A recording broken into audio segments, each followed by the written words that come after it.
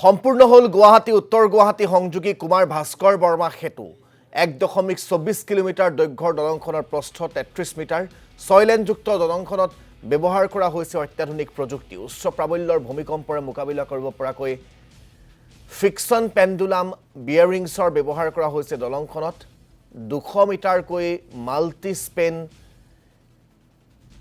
এক্সট্ৰাডোজ সজ্জাৰ লগতে ব্যৱহাৰ কৰা হৈছে M70 গ্ৰেডৰ উচ্চমানৰ কংক্ৰিট এই দলং নিৰ্মাণৰ ফলত উত্তৰ গুৱাহাটীস্থিত ৰাষ্ট্ৰীয় প্ৰতিষ্ঠান তথা ৰাষ্ট্ৰীয় প্ৰতিষ্ঠানসমূহৰ সমান্তৰালকৈ সাংস্কৃতিক স্থানসমূহলৈ হুচল হ'ব যাতায়াত ৰাজধানীৰ সামগ্ৰিক উন্নয়নৰ লগতে উত্তৰ গুৱাহাটীক মহানগৰ হিচাপে গঢ়ি তোলাৰ ক্ষেত্ৰতো সহায়ক হ'ব এই দলংখন 3000 কোটি টকা ব্যয়েৰে নিৰ্মিত দলংখনত আছে উপযোগিতা নিৰীক্ষণৰ ব্যৱস্থাও আমাক এই দলংখনৰ পৰা পৰিৱেশ দেখুৱাব যিখন দলং কাইলৈ মুকলি কৰা হ'ব তাৰ প্ৰাক মুহূৰ্ত দলংখনে কেনেকুৱা ৰূপ লাভ কৰিছে সেয়া দেখুৱাব প্ৰস্তুতি গগৈয়ে কাইলৈ মুকলি হ'ব গুৱাহাটী উত্তৰ গুৱাহাটী যি নতুনকৈ নিৰ্মিত কুমাৰ ভাস্কৰ বৰ্মা দলং আৰু সেই দলং মুকলি কৰিব দেশৰ প্ৰধানমন্ত্ৰী নৰেন্দ্ৰ মোদীয়ে দিনৰ 1 বজাত প্ৰধানমন্ত্ৰীগৰাকী আহি উপস্থিত হ'ব আৰু তাৰ পাছতে পুনে পুনে ৰাজ্যৰ বাবে এই দলংখন মুকলি কৰি দিব আৰু আজি যেহেতু মুকলিৰ প্ৰাকখনত ইতিমধ্যে সকলো কাম শেষ হৈছে আজি নিশা 12 বজাৰ ভিতৰত যি সৰুহুৰা কামখিনি আছে সেই কামখিনিও সমাপ্ত কৰিব বুলি ইতিমধ্যে মুখ্যমন্ত্ৰীগৰাকীয়ে ইতিপূৰ্বে ঘোষণা কৰিছে আৰু তাৰ পূৰ্বে আজি যেহেতু কুমাৰ ভাস্কৰ বৰ্মা যি দলং আছে সেই দলঙত নিৰাপত্তা ব্যৱস্থা কটকটীয়া কৰি গঢ়ি তোলা হৈছে ইয়াত সাধাৰণ লোকক কোনো কাম নহলে যাবলৈ দিয়া হোৱা নাই গতিকে যেহেতু কাইলৈ প্ৰধানমন্ত্ৰীগৰাকীৰ নিৰাপত্তাৰ কথা আছে সেই নিৰাপত্তাৰ বাবে আজি ইয়াত কটকটীয়া কৰি গঢ়ি তোলা হৈছে নিৰাপত্তা ব্যৱস্থা আৰু কুমাৰ ভাস্কৰ বৰ্মা যি দলং সেই দলঙে আচলতে গুৱাহাটী উত্তৰ গুৱাহাটীৰ যাতায়াতৰ ক্ষেত্ৰত যথেষ্টখিনি আচলতে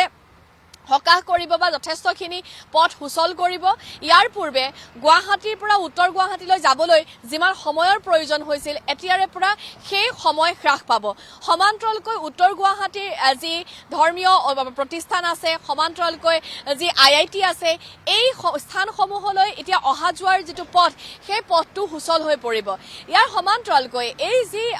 নতুনকৈ নিৰ্মাণ হোৱা গুৱাহাটী উত্তৰ গুৱাহাটী দলং ব্ৰহ্মপুত্ৰৰ ওপৰত নিৰ্মাণ কৰা হৈছে গতিকে এই দলংখনত যথেষ্টখিনি বৈশিষ্ট্য আছে প্ৰথমটো বৈশিষ্ট্য হৈছে যে ইয়াত 6টাকৈ খুঁটা আছে বা পিলাৰ আছে সেই 6টা খুঁটাৰে 3 নম্বৰ যেটো পিলাৰ সেই পিলাৰৰ পৰা আপুনি যদি বাওফালে চাই তেনেহলে দেখিব নীলাচল পাহাৰ যত আছে কামাখ্যা ধাম আৰু সমান্তৰালকৈ আপোনাৰ যদি খুহাতে চাই তেনেহলে তাত আছে উমানন্দ গতিকে ইয়াৰ সৌন্দৰ্যৰ ক্ষেত্ৰটো অনন্য হ'ব আৰু ইয়াৰ এই যেটো 3 নম্বৰ পিলাৰ আছে সেই পিলাৰটোলৈকে কাইলৈ প্ৰধানমন্ত্ৰীগৰাকী খুসকাহি যোৱাৰ সম্ভাৱনা আছে তাৰ পৰাই তেওঁ হয়তো ব্ৰহ্মপুত্ৰৰ যেটো শোভা সেই শোভাটো এই নৱনিৰ্মিত দলংখনৰ পৰা তেওঁ উপভোগ কৰিব আৰু ইয়াৰ সমান্তৰালকৈ এই দলংখনৰ আন এটা বৈশিষ্ট্য হৈছে এইটো বৈশিষ্ট্য হৈছে যে যেহেতু ইয়াত খুঁটাসমূহত বিশেষ সেন্সৰৰ ব্যৱস্থা কৰা হৈছে সেই সেন্সৰসমূহ এইটো কাৰণে লগোৱা হৈছে যাতে সেই সেন্সৰসমূহৰ জৰিয়তে দলংখনৰ যেটো ব্ৰিজ হেল্থ বুলি কোৱা হয় সেই ব্ৰিজ হেল্থ যাতে নিৰূপণ কৰি থাকিব পাৰি তাৰ বাবে সেই ইয়াত বিশেষ টেকনলজি ব্যৱহাৰ কৰা হৈছে তাত সেন্সৰ লগোৱা হৈছে আৰু সেই সেন্সৰসমূহৰ পৰাই বতাহৰ গতিবেগ কিমান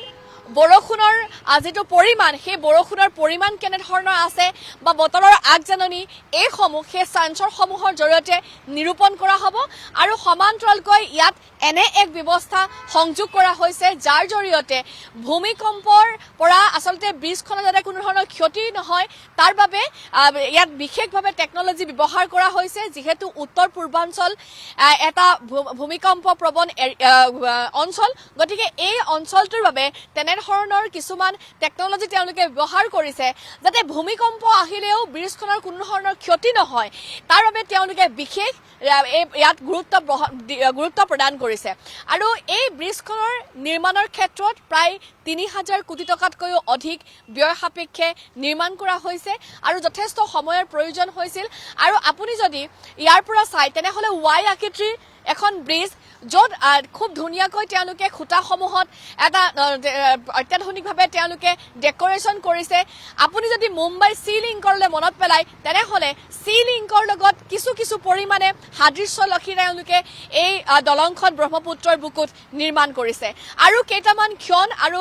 এই ক্ষণকেইটাৰ পাছতেই কাইলৈ দিনৰ 1 বজাত দেশৰ প্ৰধানমন্ত্ৰীগৰাকীয়ে এই দলংখন মুকলি কৰিব আৰু উত্তৰ গুৱাহাটীৰ যিটো যাতায়ত আছিল সেই যাতায়তটো আগতকৈও অধিক সুচল হৈ উঠিব